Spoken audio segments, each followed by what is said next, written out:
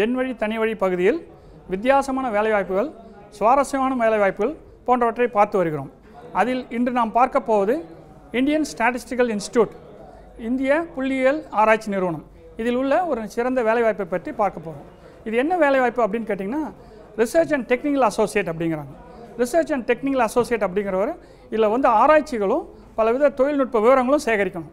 இது Indian statistical institute அப்படிங்கிறது என்ன நிறுவனம்? அது பலவித புள்ளியியல் விவரங்களை கலெக்ட் பண்ணுறாங்க. புள்ளியியல் விவரங்கள் எதுக்கு உபயோகப்படுது? இப்போ நம்ம இந்தியாவில் பார்த்திங்கன்னா இந்த புள்ளியியல் விவரங்களை வச்சு தான் மக்கள் தொகை கணக்கெடுப்பு, நம்மளுடைய நாட்டினுடைய பொருளாதார வளர்ச்சி போன்றவற்றை கணிக்கணும். இந்த வேலைக்கு எந்த மாதிரி குவாலிஃபிகேஷன் வேணும்? எம்டெக் கேட்குறாங்க, எம்இ கேட்குறாங்க, கம்ப்யூட்டர் சயின்ஸ், அப்படி இல்லைனா அவங்க எலக்ட்ரானிக்ஸு எந்த சப்ஜெக்டில் தான் போகிறாங்க. அப்படி இல்லைனா MSc statistics R MSc mathematics கேட்குறாங்க. இந்த வேலைவாய்ப்பு என்னென்னு பார்த்தீங்கன்னா ஒரு சுவாரஸ்யமான வேலைவாய்ப்பு. இதில் என்ன சுவாரஸ்யம்னு பார்த்தீங்கன்னா பலவித ஆராய்ச்சி வேலைகளை இதில் பண்ணணும். அந்த ஆராய்ச்சியில் பார்த்தீங்கன்னா பலவித புள்ளி விவரங்கள் எடுக்கணும், கணக்கெடுப்பு செய்யணும், அதை வச்சு அனலைஸ் பண்ணணும். அனலைஸ் பண்ணி அதில் இருக்கிற தொழில்நுட்ப விவரங்களை சேகரித்து நம்ம அந்த நிறுவனத்துக்கு வழங்கணும். அதனால் இந்த வேலைவாய்ப்பு மிகவும் சுவாரஸ்யமாக இருக்கும். அதில் வருமானமும் பார்த்திங்கன்னா 50,000 ரூபா கிடைக்கிறது.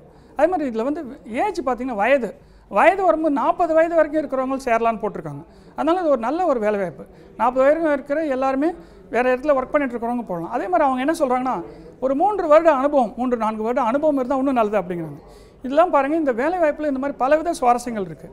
நம்ம பல இடங்கள்லேருந்து தகவல் சேகரிக்க போகிறோம், அதில் புள்ளியியல் ஆராய்ச்சிகளை செய்ய போகிறோம், அதில் மதிப்பீடுகள் வழங்க போகிறோம், ஒரு இந்திய அரசாங்கத்துக்கு உதவ போகிறோம், நல்ல வருமானமும் இருக்குது.